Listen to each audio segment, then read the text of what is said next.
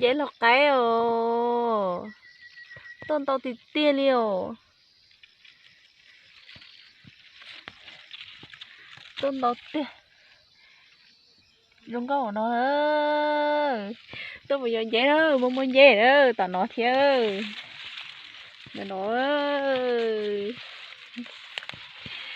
Tôn tàu thì tia, tao tên nó liều. Ít công bố sao phải nó thiệt. Nói ơi.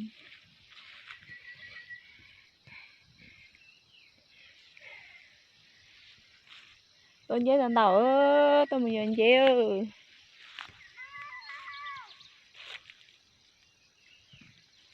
Bố bể liều. Tao tên nói ơi.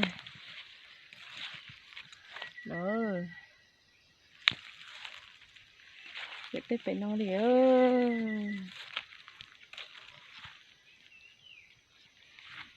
Tên nó tên nó thì tia liều. Tôi tỏ tên nó liều. Chả tỏ non chơi tí sú tua lại chả không. Cứ lư lư lại.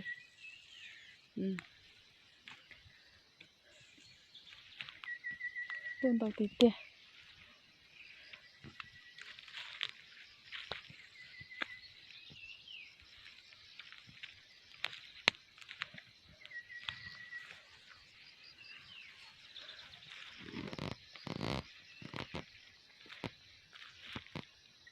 Tên nó thì tia.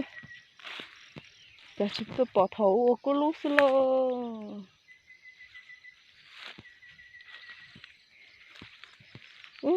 Tôi không mà tôi lư ta liều.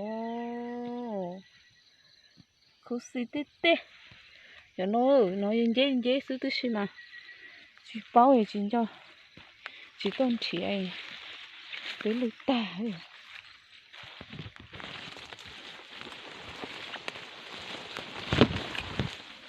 Yo hạ con đông. Tên nó này.